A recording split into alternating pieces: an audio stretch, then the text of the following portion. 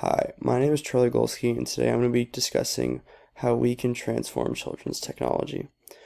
Growing up in Mason, Ohio is not what I would call a struggle. In fact, it was actually consistently ranked by organizations as one of the best places to live in the country. So it really came to no surprise to me that technology has become such an essential part of our lives. But I see kids are resorted to playing more and more video games.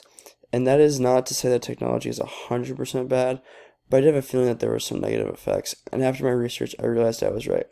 I identified many sources that supported this idea and allowed me to become further educated on the topic. Maharbhan Singh, a pediatrician in India, did extensive research on the effects of technology regarding children, and his findings are very interesting. He includes that the players are enjoy creating and building relationships with other online characters, which provides a virtual community feeling at the expense of one-to-one social interactions and real-life bonding. I see this as a detriment to the way children are being raised, because so much of life is predicated on communication skills, and by replacing these meaningful relationships, I feel as though our youth will not be well prepared for the real world. This is one of the several ideas that have led me to believe there is a problem in Mason. Everywhere I go, I see kids glued to iPads at restaurants instead of conversing with family and friends, giving up the valuable experiences that I have had over my course of my life and have made me who I am today. And I think that we as the adults in our lives need to make a change. I believe that we as a community have a responsibility to change the way that kids interact with technology, and there are many things that we can do.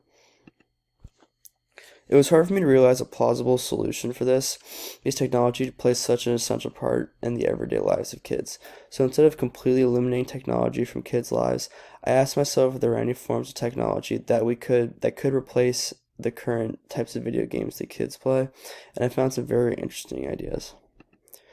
First, I suggest putting games that help build cognitive and mental skills into the hands of kids.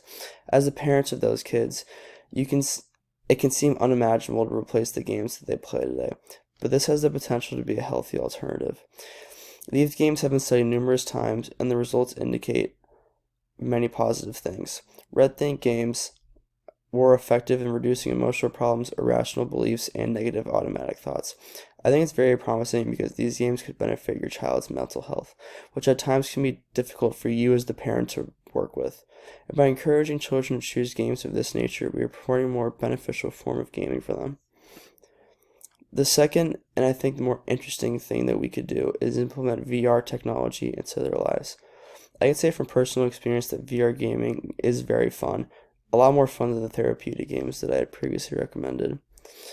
And it still has numerous positive benefits. Leon Stracker researched these effects and found that these games provide gross motor experiences that are not available when interacting using traditional interfaces such as a keyboard, a mouse, or a gamepad.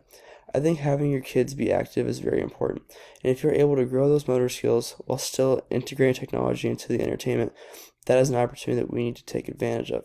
With it being so hard to entertain kids these days, I feel as though technology in some ways still needs to be implemented into their lives. And if we have the ability to use technology in a way that still develops their physical skills, I think that's a very good thing to do.